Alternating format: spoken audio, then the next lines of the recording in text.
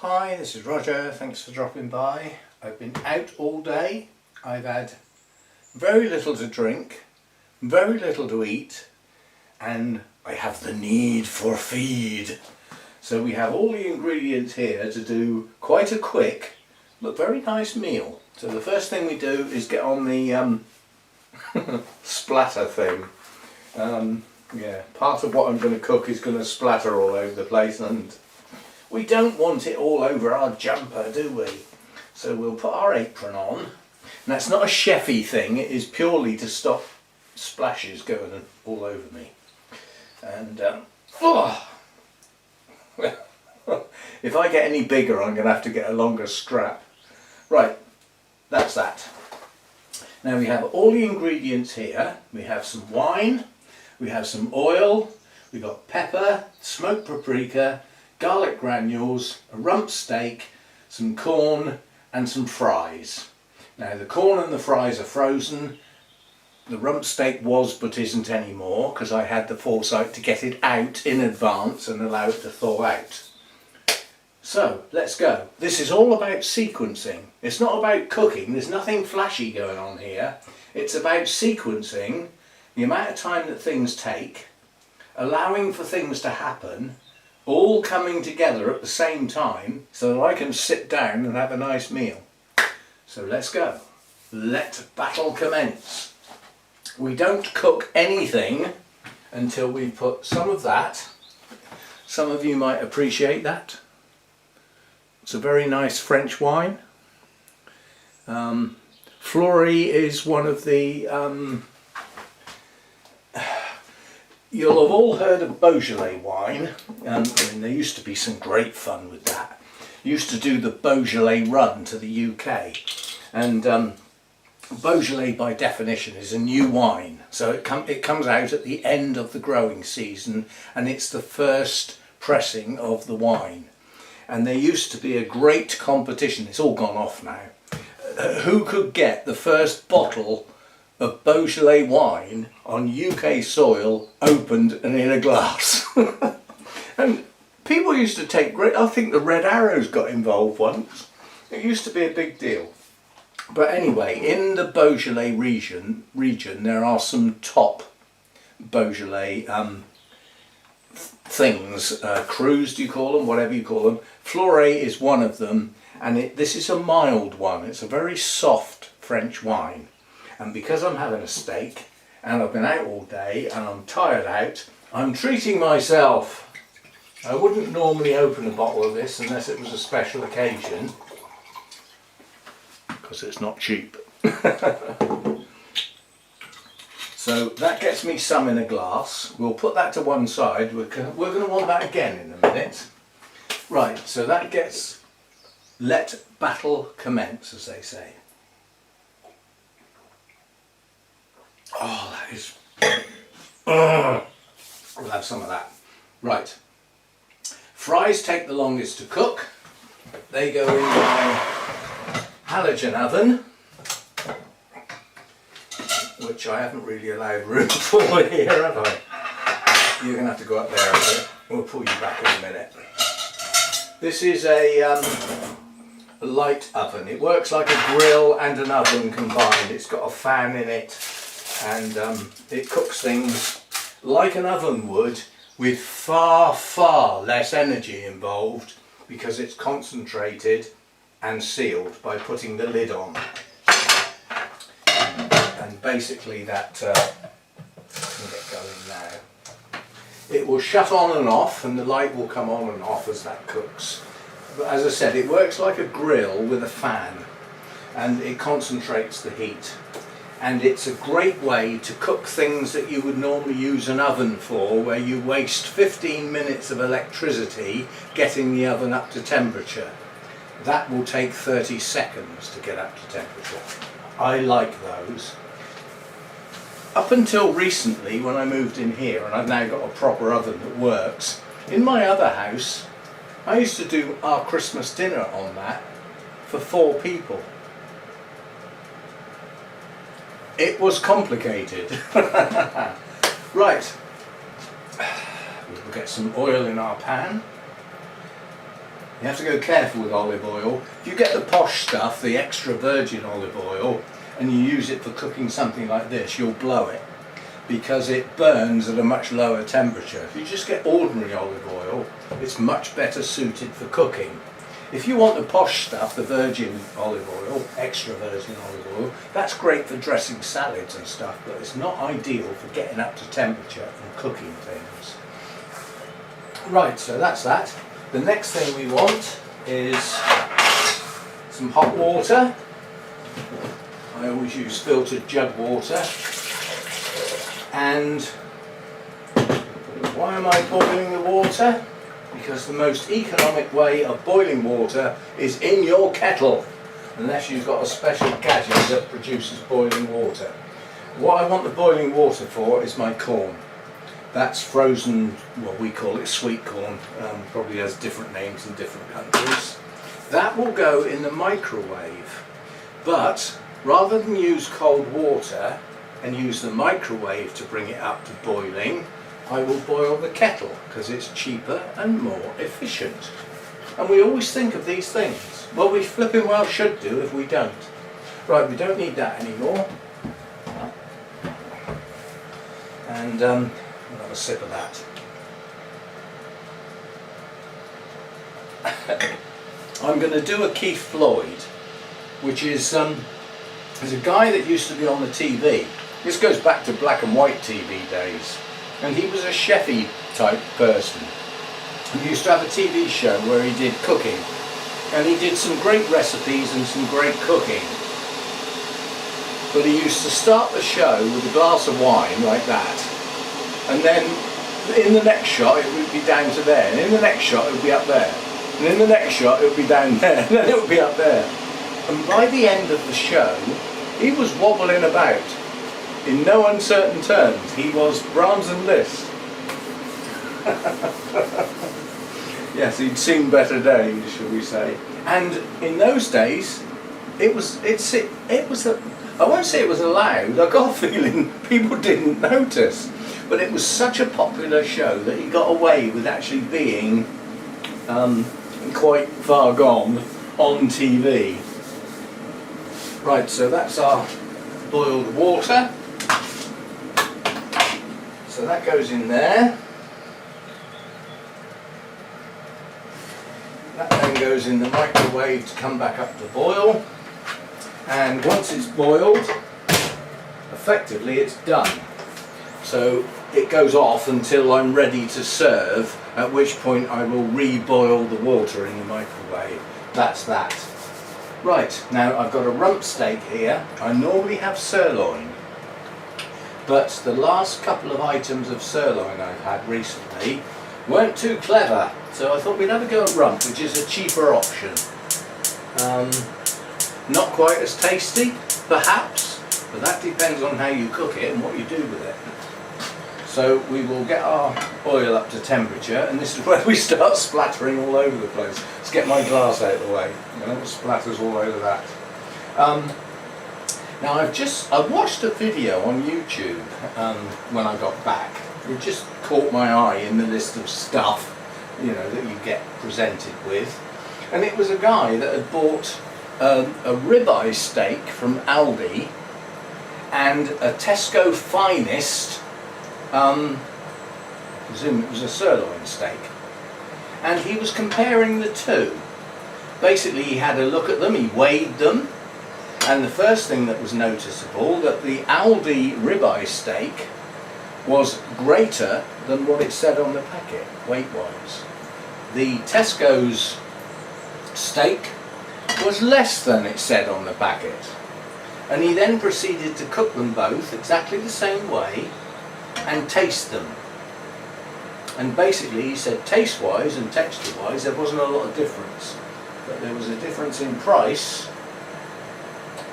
and a difference in basically the weight of the product. So, right, so that goes in there. And spits all over the place, as one would expect. Now this is quite a thick steak, so it will cook through to a degree. Making a lot of noise, isn't it? Actually, we need the fan on, because if this starts to smoke, it will set the fire alarm off, and you really don't want to hear that. So I'm just turning the heat down a bit, it's a bit too fierce. So what we will do is we will allow that, and I will watch it, and I will watch the colour creep up. Yeah? The sweet corn done. I will watch the colour creep up, and when it gets to a certain place, I'll turn this over. It normally takes about 2 minutes to get to that place. That colour is emphasising the fact that the outside is cooked, the inside is not. And then we will start to feed that steak with good stuff. But first of all, we'll feed me with some good stuff. Now there's no editing going on here, so you can see what's going on. You have to bear in mind this is a goldfish bowl glass. If I filled this glass up to the top, it is actually more than half a bottle. It holds far too much. And it encourages me to drink far too much. Because, you know, we have half a glass and you think, oh, that's not much, it's only half a glass. Actually, it is quite a bit. So the fries are cooking. The sweet corn has been boiled once, so it's up to temperature. It will stay in that boiling water and soften nicely, ready to be reheated in a minute. Right.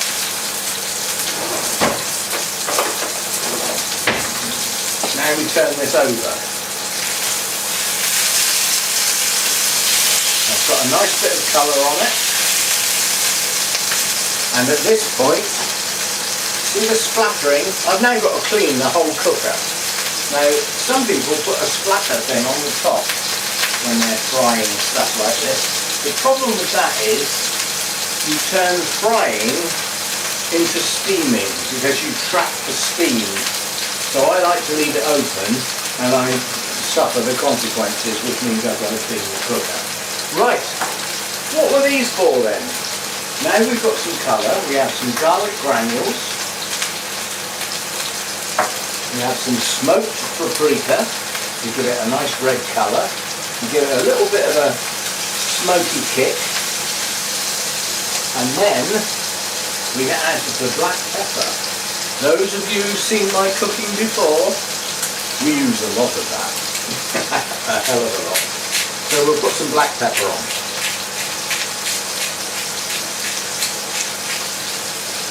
Now we leave all that to one side because we haven't finished yet. Because all that lot has only gone on one side.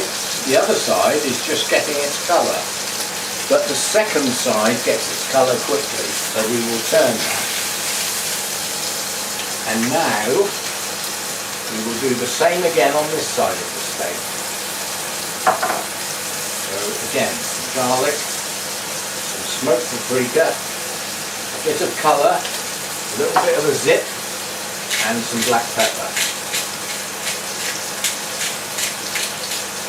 We will put the black pepper to one side, because that will get used again. These two won't. I'm done with those now. Those will go back in the cupboard with the other junk. Fries are coming along.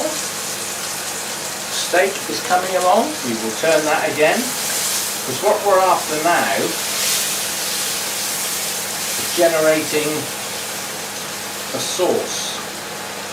The steak is the source of the sauce. Spelling different. See, I'm educated as well. Have I just made a boo-boo? Sauce, sauce. No, they are different. There is a sauce, which is the juicy thing that you put on stuff, or cooking stuff, and a sauce, which is the origin. And they are spelled different, apparently. So that steak now is nice and tender, and it's cooked on the outside with plenty of colour. But what it hasn't done yet is cook right through. And I'm now going to turn the heat off and stop that happening. And what I'm going to do now is get some foil. My fries have got about 10 to 15 minutes to go, and that's just about the right time to rest this steak. Now it will carry on cooking, but first, before I do that, what I'm going to do is puncture it both sides and get some juices out of this steak, because I want them for the sauce. I'll just leave that for a minute for those puncture wounds to work, which they should do. And then what we'll do is we'll put that steak into that foil, like that, and fold it up. It's still on camera, yeah, just about. And what we will do is we will seal that in. That achieves two things. Seals in the heat, which allows it to go on cooking very slowly and gently. And the other thing it does is rest the meat. So all of that fierceness off of this pan and the heat and everything will just relax, and the meat will relax and it will become tender. That needs a good 10 minutes, and that's just about the right time for the fries to finish cooking. So we've still got some work to do in this pan, but I'll shut down now and we'll come back at the time when this has been rested, the fries are nearly done, and the sweet corn's ready to heat up again, and we will do something in the pan. So, as the expression goes, I'll be back. Right, we're back, and down here we have a guest. Come on then, come and say hello. Down here we have a guest, and this is Fluffy Cat, Mojo, and he's just come out for something to eat, probably because he can smell cooking. Well, you don't get any of the steak because you don't like it because it's got spices on. So that's Mojo, Fluffy Cat. He's just woken up and he'd like some food, and that's down here. There you go. Oh, that's Mojo. Right, we're back online. Fries are a few minutes off being done. Steak has rested. Pan is ready to use again, and the sweet corn needs reheating, shall we say. So we get the microwave on, get that bubbling away. I'm doing this real time. So that's where we are with the glass of wine. You've already seen where we started. That's where we are now. And because I'm going to sit down and eat my meal in a minute, that needs topping up. And they say you should never put wine in a sauce for cooking that you would not drink. So we'll have some of that in there. Ugh. So that's my fries, sweet corn, steak. Now what we've got to do with the steak is hopefully, brilliant. What we've got now is a steak that can go on the plate, like that, ready to eat. And lots of juices that have come out of the steak that can go in the pan. Now that will be concentrated juice because it's got all the spices that I added, the garlic, smoked paprika and the pepper. That's for recycling.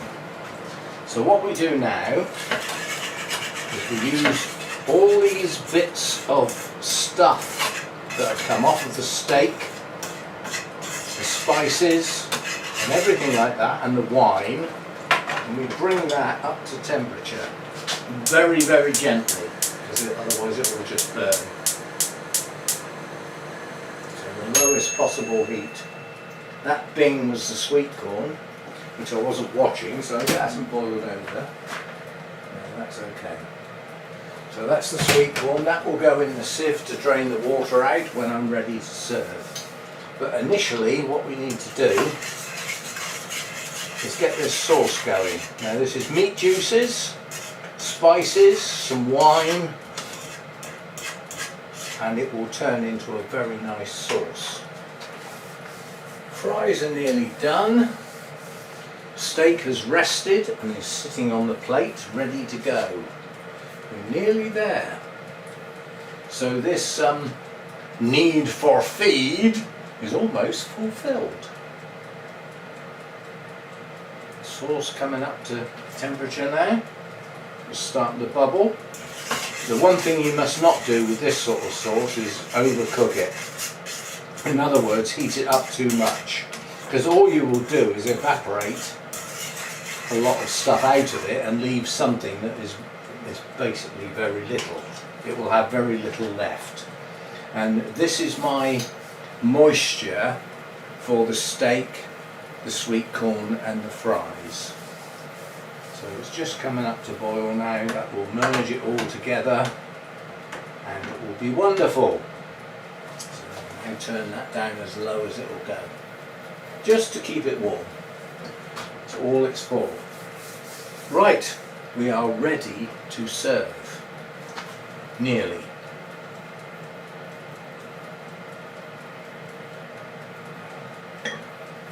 So, halogen oven, fries. Ow, ow, ow, ow, ow. It's amazing actually that that's cooked, those fries basically. And yet the foil that they're cooked in, I can pick up with my fingers and not take my skin off. So that goes on like that. Again, recycling. And our sweet corn goes in the sieve to get the water out, ready to go. And we're sort of nearly there. Now the only thing I do that I don't do anywhere else is add salt. I don't add salt to my cooking. It's a very rare event. But when I've got fries, I do actually like a bit of salt. Not much, just some. And any that's left over goes away. And what I do now is, because I've been caught out, is I always wash my hands when I've done that. And there's a good reason for that. Because once upon a time, I put some salt on my meal, like I've just done now, and I got an itch on one of my eyes, and I basically used the hand that I'd used to put the salt on to rub my eye. And I spent about the next hour suffering badly. So we won't ever do that again, that's for sure. Right. So we've got our steak, we've got our fries, and we've got our corn. So that's our meal. And what we do now is pour on our sauce. Make sure all the bits of steak and everything that's got left in the pan is loosened. Some on the steak, some on the fries, and some on the corn. And then we get all these bits out of the pan onto the meal. That's a combination of steak, olive oil, spices, pepper, and all that. And then the next thing we do, we left this out of the cupboard. We left it out of the cupboard for a reason, because we add some more. We love our pepper. So that's freshly ground pepper now. That being was the halogen oven deciding it's come to the end of its timer.